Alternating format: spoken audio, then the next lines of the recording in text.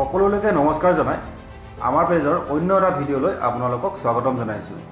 আমাৰ আজিৰ ভিডিঅ'ত আমি অগ্নি নিৰ্বাপন কৰিবলৈ যাওঁতে প্ৰায় সন্মুখীন হোৱা এটা প্ৰশ্ন যে ফায়াৰ ব্ৰিগেড আহি পোৱাত কিয় পলম হয়।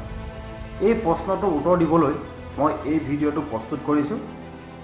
আপোনালোকে ভিডিঅ'টো শেষলৈকে চাব আৰু যদি আপুনি আমাৰ এই ভিডিঅ' ফেচবুকত চাই আছে তেতিয়াহ'লে প্লিজ ফ'ল' কৰি ল'ব আৰু যদি ইউটিউবত চাই আছে তেন্তে ছাবস্ক্ৰাইব কৰি ল'ব। ব'লক তেতিয়াহ'লে আমি ভিডিঅ'টো আৰম্ভ কৰোঁ। এই প্ৰশ্নটো আমি প্ৰায়ে অগ্নি নিৰ্বাপন কৰিবলৈ যাওঁতে শুনিবলৈ পাই আহিছোঁ, কিন্তু আপোনালোকে কেতিয়াও নাভাবিব যে আপোনালোকৰ ঘৰ নাইবা আপোনালোকৰ অঞ্চলত জুই উৎপন্ন হোৱা খবৰ আপোনালোকৰ স্থানীয় ফায়াৰ ষ্টেচনত খবৰ দিয়াৰ পাছতো তেওঁলোকে জানি বুজি দেৰিকৈ আহিছে। আপোনালোকে খবৰ দিয়া ঠিক 30 ছেকেণ্ডৰ ভিতৰত আমাৰ স্থানৰ পৰা সকলো যাৱতীয় সামগ্ৰী লৈ গাড়ীখন ঘটনাস্থলীলৈ ৰাওনা হ'ব লাগে, কিন্তু তেওঁলোকে আপোনালোকৰ ঘটনাস্থলীলৈ গৈ থাকোঁতে ৰাস্তাত বহুখিনি বাধা বিঘিনি অতিক্ৰম কৰি যাবলগীয়া হয়। সেই বাধা বিঘিনি অতিক্ৰম কৰি গৈ আপোনালোকৰ অঞ্চল পাওঁতে হয়তো কেতিয়াবা অকণমান সময়ৰ প্ৰয়োজন হয় আৰু আপোনালোকৰ অঞ্চলৰ পৰা আপোনালোকৰ স্থানীয় ফায়াৰ ষ্টেচনলৈ দূৰত্বৰ ওপৰতো কিছু নিৰ্ভৰ কৰে যে কিমান সময়ৰ ভিতৰত আপোনালোকক সেৱা আগবঢ়াব পাৰিব।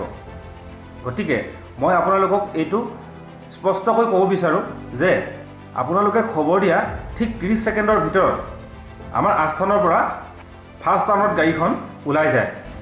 এতিয়া বাধা বিঘিনিসমূহ কেনেধৰণৰ বিশ্লেষণ কৰোঁ আহক। প্ৰথম বাধাটো হৈছে ট্ৰাফিক জাম। আজিকালি আপোনালোকেতো গম পায়েই যে ট্ৰাফিক জাম কিমান বেছি হ'বলৈ আৰম্ভ কৰিছে। গতিকে এই ট্ৰাফিক জামৰ পৰাও আমাৰ গাড়ী আপোনালোকৰ অঞ্চল পাওঁতে হয়তো কেতিয়াবা অকণমান দেৰি হ'ব পাৰে।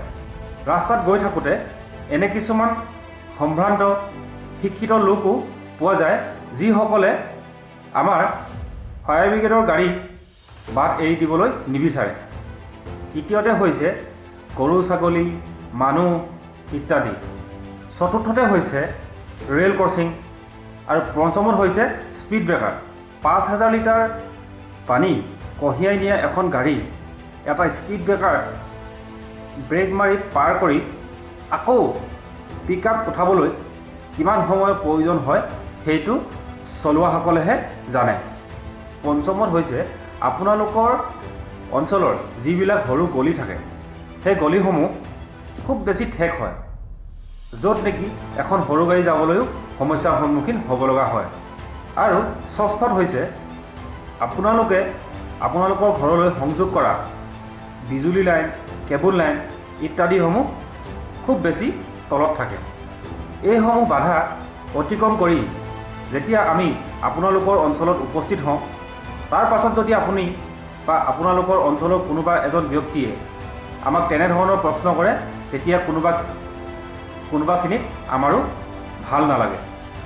আমি সদায় আপোনালোকৰ বাবেই আছোঁ আৰু থাকিম, মাত্ৰ আপোনালোকৰ সহায় সহযোগিতা কামনা কৰিলোঁ।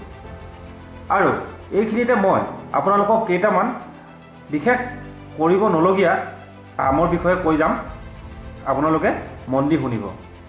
আপোনালোকে কেতিয়াও অগ্নি নিৰ্বাপন কৰিবলৈ যোৱা কৰ্মীৰ লগত তৰ্কযুদ্ধত লিপ্ত নহ'ব।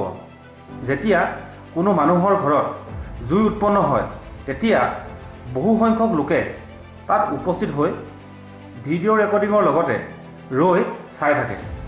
সেইটো ভুল কেতিয়াও নকৰিব, কাৰণ সেই জুইৰ মাজত কি সোমাই আছে আপুনি হয়তো নাজানে। সেই জুইৰ মাজত যদি চিলিণ্ডাৰ নাইবা তেনে কোনো বিস্ফোৰক সামগ্ৰী সোমাই থাকে তেতিয়াহ'লে আপোনালোকৰ ক্ষতি হ'ব পাৰে।